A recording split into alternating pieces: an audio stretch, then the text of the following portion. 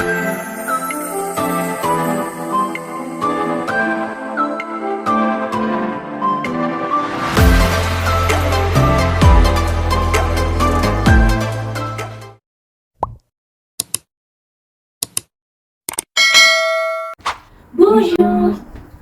Halo semuanya, nama aku Vika dan ini suami aku. Chandra. Salam kenal semuanya. Selamat datang di channel YouTube kami, The Footnotes.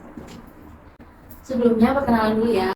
Bagi yang belum tahu, kami itu warga Indonesia yang saat ini tinggal di Prancis. Tepatnya kami sekarang tinggal di kota Aix-en-Provence, di salah satu kota kecil di selatan Prancis. Nah, alasan kami pindah ke Prancis karena beliau ini, suami aku itu pindah kerja di Prancis. Ya, betul. Nah, di video kali ini kita bakalan bahas tentang habit atau budaya kerja di Prancis. Mungkin kalian bertanya-tanya, kok bisa sih kerja di Prancis? Gimana caranya? Nah, jadi sebelumnya suami aku itu kerja di salah satu perusahaan Prancis di Jakarta, di Indonesia, di Jakarta. Nah, setelah beberapa tahun kerja di sana, qadarullah, alhamdulillahnya mendapat tawaran untuk menempati posisi di salah satu perusahaan yang ada di Prancis. Nah, gitu. Mungkin banyak dari kalian yang bertanya-tanya gimana sih caranya kerja di Prancis. Nah, kalau misalkan kerja secara profesional di suatu perusahaan itu menurut aku itu sangat sulit ya, karena di Prancis itu sangat mengutamakan warga pribumi Prancis atau putra-putri daerahnya sendiri gitu. Karena mereka itu agak strict sama budaya mereka sendiri. Maksudnya mereka lebih nyaman kalau bekerja sama dengan orang yang sama bahasa dan budayanya dengan mereka gitu. Tapi nggak menutup kemungkinan juga kalau orang dari luar Prancis itu kerja di Prancis. Oke, next. Kita balik lagi ke topik hari ini. Jadi topik hari ini kan budaya kerja atau habit di Prancis nih. Nah, kenapa bahas itu? Karena aku merasa itu suatu hal yang baru dan juga salah satu hal yang unik juga nih. Ya, yang pertama yang akan kita bahas adalah terkait jam kerja di Prancis. Nah, terkait jam kerja di Prancis, Mas, bisa nggak sih diceritain jam berapa masuknya, jam berapa istirahatnya, dan jam berapa pulang dari kantor di Prancis? Ya, ini sebenarnya agak unik ini. Jadi kalau kita di Indonesia itu biasanya kalau kerja kan kita masuk antara jam 7, jam 8, jam 9. Kalau di tempat yang sebelumnya masuknya jam 9 maksimal, atau di beberapa perusahaan umum biasanya masuknya jam 7. Nah, kalau di Prancis kalian masuk jam 7, kalian yang buka pintu. Oh gitu ya? Iya. Karena di sini orang-orang masuknya sekitar jam 9 ke atas. Pada umumnya ini sebenarnya jam setengah 10 atau jam 10. Nah, kalau masuknya jam 10, kamu jam berapa tuh? Kalau kita di Indonesia sebenarnya di tempat saya dulu itu bisa sampai malam. Ya bisa masuk jam 10, pulangnya malam sangat malam. Jam 7. Nah, tapi kalau sini enggak. Kalian masuk jam 10, kalian pulang jam 6. Itu bebas atau gimana tuh, Mas? Apakah 8 jam kerja kayak di Indonesia atau gimana? Oh enggak, bebas. Jadi sebenarnya aturan dari Prancis itu 35 jam per minggu. Jadi kalau kita hitung kita masuk 5 hari. Artinya kan kita perlu bekerja dalam waktu 7 jam sehari. Di situ untuk bekerjanya saja. Tapi buat istirahatnya itu ada sendiri. Tapi umumnya kan tadi bilangnya kan masuknya jam 10, pulangnya bisa jam 6 gitu. Nah, tapi dari 8 jam itu istirahatnya itu sekitar 1,5 sampai 2 jam. Ngapain aja tuh? Nah, bebas macam-macam. Ada yang main bulu tangkis, ada yang main pingpong, ada yang main PS4, katanya sih mau beli PS5. Ya itu macam-macam. Jadi kalau masalah jam itu di sini itu lebih mengutamakan kewarasan karyawan. Jadi mereka memikirkan kalau kalian nyaman kerja di sini, performa kalian akan jadi lebih baik. Oke, menarik. Berarti di Prancis ini sangat mengutamakan work-life balance banget, guys. Keren banget. Terus jam istirahat aja bisa dipakai buat badminton, ekskul. Ya kan berenang juga kali ya? Iya, berenang juga. Kadang ada yang mendaki juga. Wow, mendaki guys. Mendaki gunung ada di sini. Di luar nurul ya. Iya. Oke. Menarik banget ya. Nah gitu guys. Jadi sebenarnya jam kerjanya itu fleksibel ya.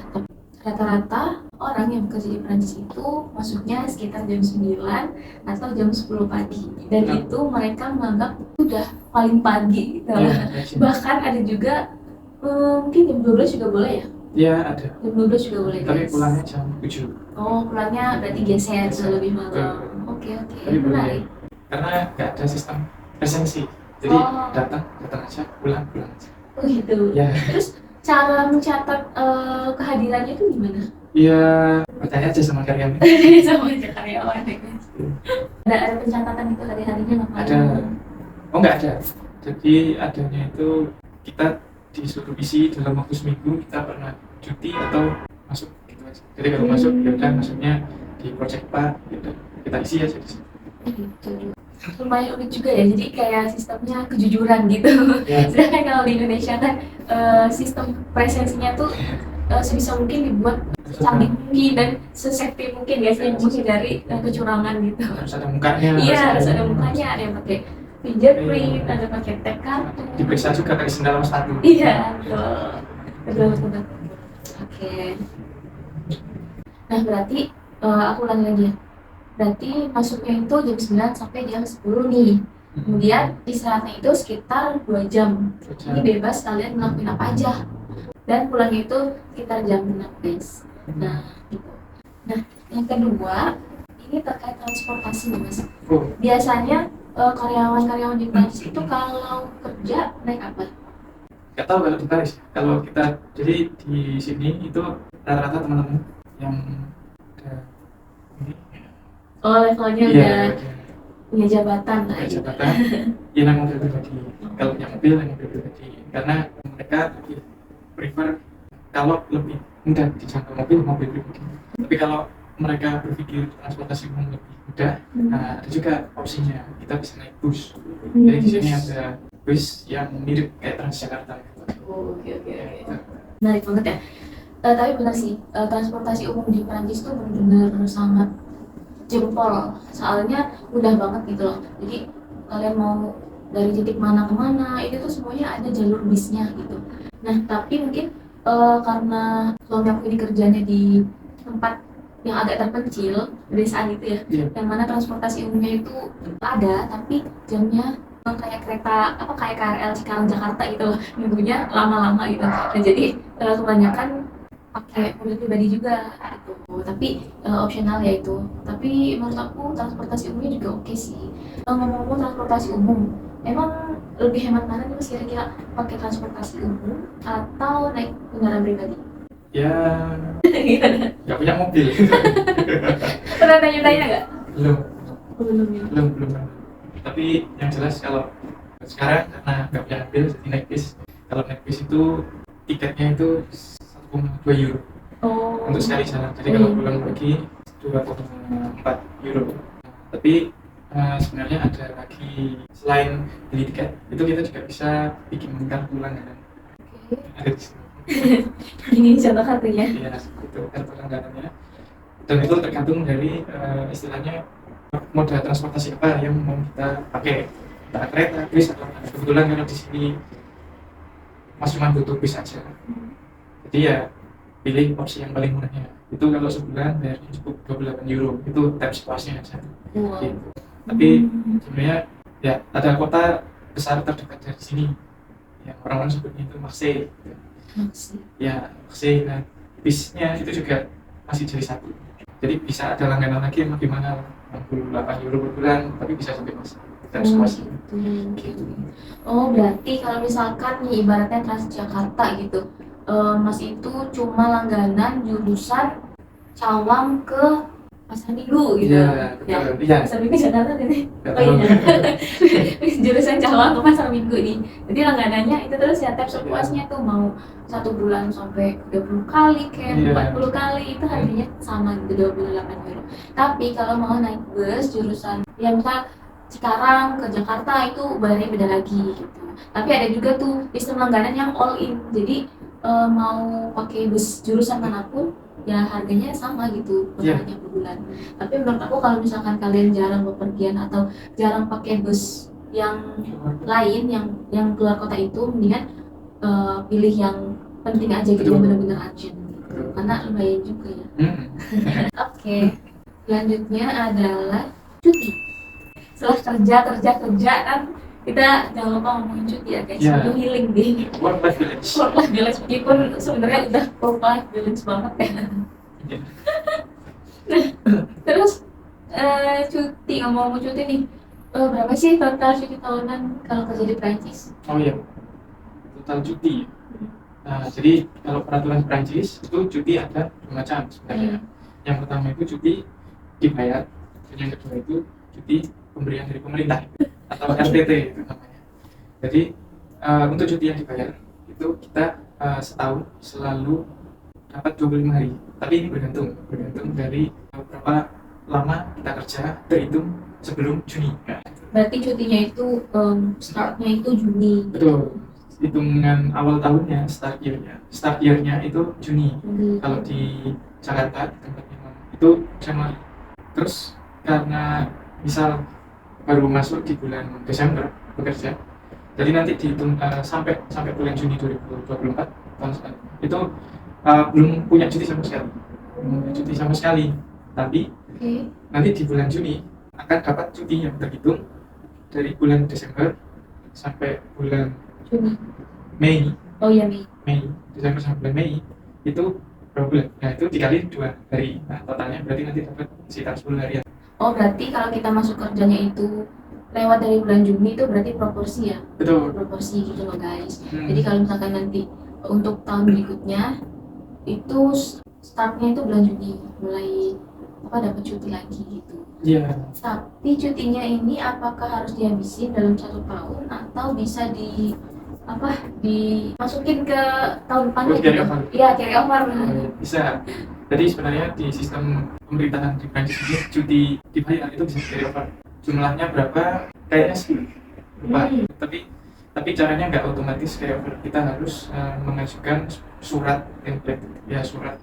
Lupa istilah Prancis. Surat itu kita minta tanda tangan manajer dan lain-lain ya, administratif itu nanti baru bisa dibawa ke tahun selanjutnya. Tapi untuk yang kan tadi ada 2 macam cuti kan. Nah, tapi untuk yang RTT itu nggak bisa dibawa karena RTT harus dipakai. Kalau nggak dipakai sayang. Jadi sebenarnya cuti RTT ini kan pemberian dari pemerintah sekitar 9 hari. RTT itu apakah bisa juga disebut cuti bersama? Mirip sih. Saya beda. Ya, oke. Karena nggak bisa dibawa ke tahun selanjutnya. Tapi lumayan ya. Berarti total ada kali ya 30 harian gitu. Iya, ada 30 hari kerja cuti. Wah. Oh, yang unik. Teman-teman itu biasanya ambil cuti kalau lagi liburan panjang 3 minggu atau sebulan. Contohnya teman kantor yang namanya nah, itu dia ambil cuti selama sebulan. Jadi sampai sekarang masuk kerja itu belum pernah ketemu orang. Oh iya? Iya itu dia pulang. Terus gimana itu kerjaannya? Ya apa? Ya nanti balik-balik lupa itu aja. Kayaknya kita liburan seminggu, jangan seminggu, long weekend aja udah jet lag tidak rasanya liburan. Gimana yang sebulan coba? Iya boleh, itu boleh. Tergantung manajer. Sekali lagi semua tergantung manajer. Tapi manajer ini mungkin gantung perusahaan juga kali ya. Oh iya, betul. Kan ada juga tuh yang kalau di F&B, ya kan? Itu sistem shift itu pasti beda lagi sih aturannya. Ini hanya berlaku di perusahaan teknologi gitu. Oke, menarik banget ya budaya-budaya kerja yang ada di Prancis. Tadi kita udah bahas jam kerja, transportasi apa yang dipakai karyawan-karyawan di Prancis, dan juga berapa sih cuti yang didapat kalau kita kerja di Prancis. Nah, kalau kalian punya info menarik atau mungkin yang belum disebutin nih sama kita tadi, kalian boleh nih kasih tahu di kolom komentar, atau kalian mau request tema apa lagi nih yang mau kalian tahu, bisa juga ya request. Ini first time juga ya kita bikin obrolan-obrolan kayak gini. Mohon maaf kalau masih banyak kekurangan karena ini video amatiran guys. Kita cheers dulu.